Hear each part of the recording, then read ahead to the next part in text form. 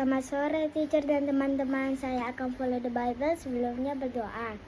Bapa kami di surga, saya akan follow the Bible. Tuhan berkati follow the Bible ini menjadi pengumuman bagi hidup kami Tuhan dari Yesus. Amin. 1 Raja-Raja pasal 3 dan 1 Raja-Raja ayat 4 pasal 4 sampai ayat 20 sampai 34. Doa pasal 3, doa Salomo memohon hikmat. Lalu Salomo menjadi menantu Firaun, raja Mesir. Ia mengambil anak Firaun dan membawanya ke kota Daud sampai ia selesai mendirikan istananya dan rumah Tuhan dan tembok sekeliling Yerusalem.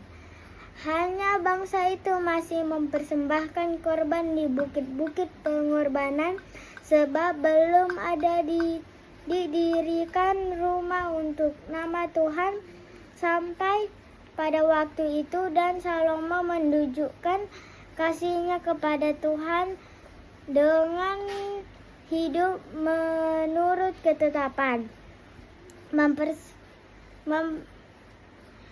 Ketetapan Daud ayahnya, hanya ia masih mempersembahkan korban sembelihan pada dan ukupan di bukit-bukit pengorbanan.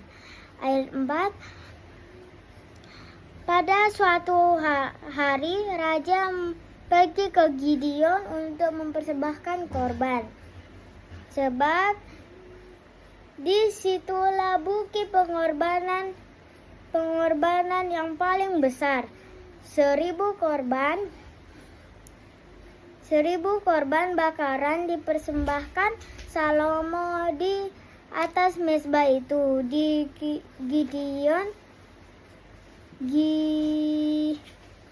Gibeon itu Tuhan menampakkan diri kepada Salomo dalam mimpi pada suatu malam. Berfirmanlah Allah, mintalah apa yang hendak kuberikan kepadamu.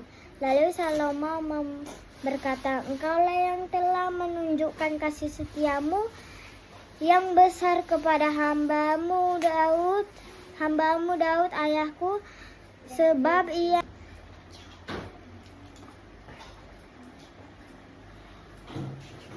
kesimpulannya adalah doa Raja Salomo mengambil anak Firaun ke kota Daud sampai ia selesai mendirikan istananya dan Tuhan dan tembok sekeliling Yerusalem. Salomo diberikan Tuhan berkat.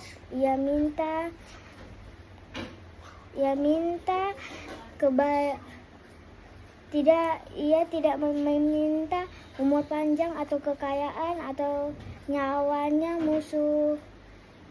musuhnya, melainkan pengertian. Dia memohon kepada Tuhan, meminta pengertian untuk memutus hukum. Jadi Tuhan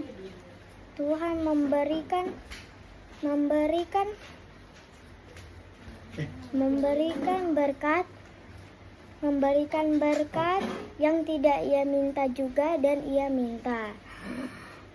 Lalu si Raja Salomo ini sudah menjadi raja habis ayahnya Daud. Dia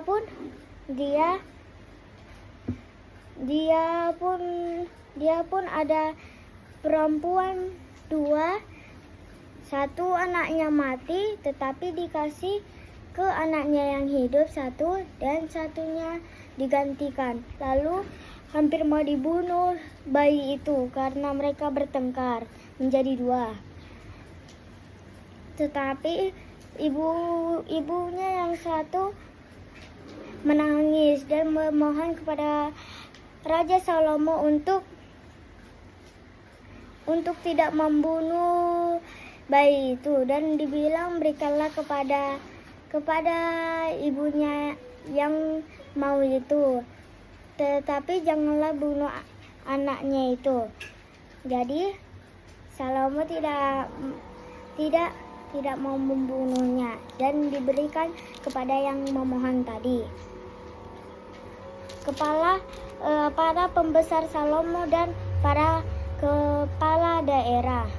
Maka Salomo menjadi raja atas seluruh Israel.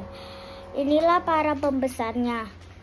Azara bin Zadok menjadi imam. Elihore dan Ahia, anak-anak sisa, menjadi panetera negara. Yosafat bin Alahud menjadi pendahara negara. Beayan bin Yodaya menjadi panglima, dan Benaya bin Yonada menjadi panglima. Sadok dan Abiatar menjadi imam.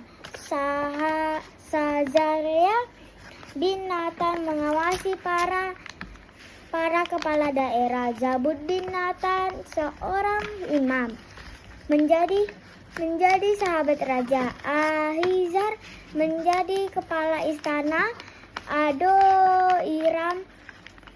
Niram bin Raya menjadi kepala Rodi. Salomo mempunyai 12 orang kepala daerah atas seluruh Israel yang harus menjamin makanan raja dan seisi istananya adalah tanggungan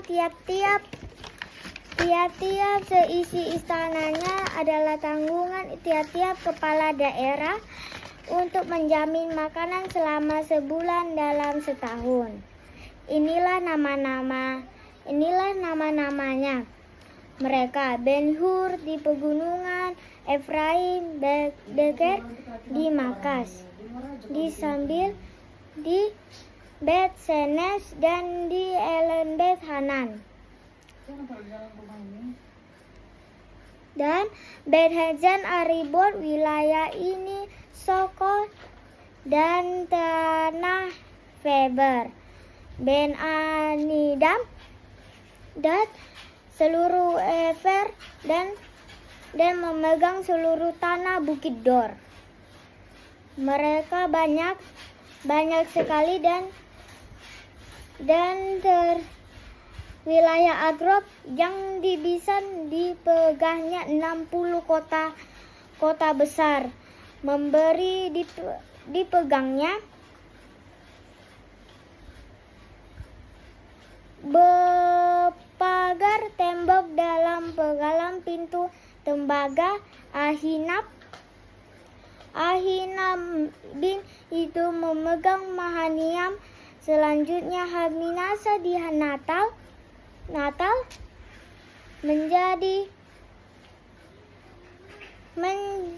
menjadi Hazinat Hadal. Ia juga mengambil seorang anak Salomo menjadi istrinya yakni Basna. Selanjutnya Yosafat. Demikian, amin. Itu mau aku baca tentang apa sebenarnya itu? Bisa stopin.